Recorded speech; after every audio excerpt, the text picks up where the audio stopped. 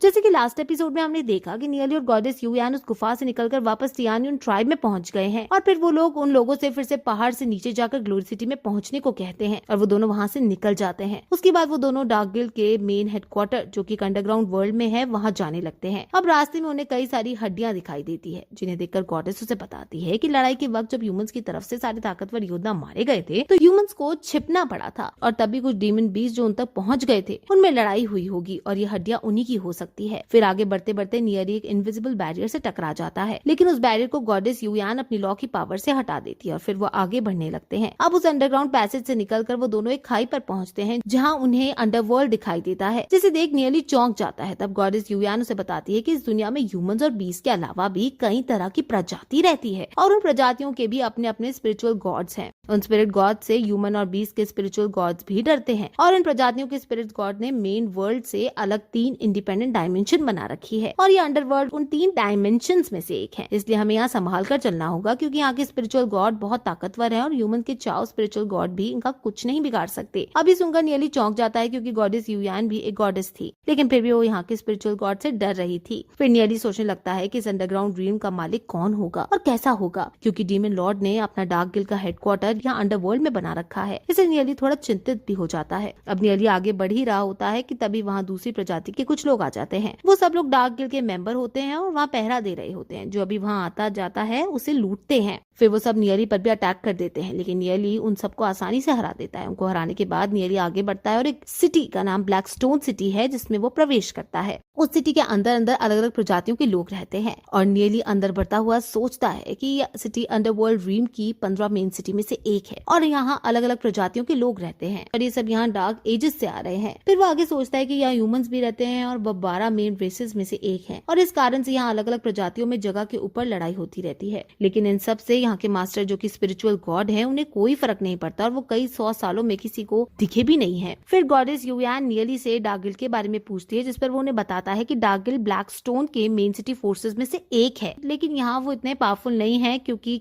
कई फैमिलीज के पास half God level के योद्धा हैं जबकि डार्क गिल्ड में इस रैंक का कोई नहीं है। तभी हम देखते हैं कि ब्लैकस्टोन सिटी के एक पब के अंदर ये हैन बैठा हुआ है और वो वहाँ बैठकर शराब पी रहा है। अब वो शराब पीता हुआ सोचता है कि मैंने ये जोंग को पॉइजन दिया था लेकिन वो उससे नहीं मरा और बल्कि उसने सीक्रेट फैमिली को ग्लोरी सिटी से निकाल दिया और अब मेरे पास ऐसा कुछ नहीं है जिससे डार्क गिल्ड भी मुझे सपोर्ट करे और अगर मुझे यहाँ रहना है तो मुझे किसी फैमिली को ज्वाइन करना होगा और उसके लिए मुझे ग्लोरी सिटी की इन्फॉर्मेशन उन्हें देनी होगी क्योंकि अंडरवर्ल्ड की धरती ज्यादा अच्छी नहीं है और यहाँ कई डेंजरस प्लेसेस हैं जबकि ग्लोरी सिटी काफी अच्छी है और वहाँ कई सारी हरियाली भी है। तो ऐसी जगह के लिए कोई भी फैमिली लड़ाई को तैयार हो जाएगी और ग्लोरी सिटी के बारे में अभी किसी को नहीं पता तो अगर मैं इसकी जानकारी किसी फैमिली को दे दूं तो मुझे अपना लेंगे। इसलिए यह हैंड ग्लोरी सिटी के बारे में यहाँ की एक मेन फैमिली जिसका नाम विगुई फैमिली है उसे बताने की सोचता है और वो वहाँ से सोचते हुए खड़ा हो जाता है और अब वो ये जोंग और नियली को नहीं छोड़ेगा और इसी के साथ ये एपिसोड यहीं खत्म हो जाता है। जैसे कि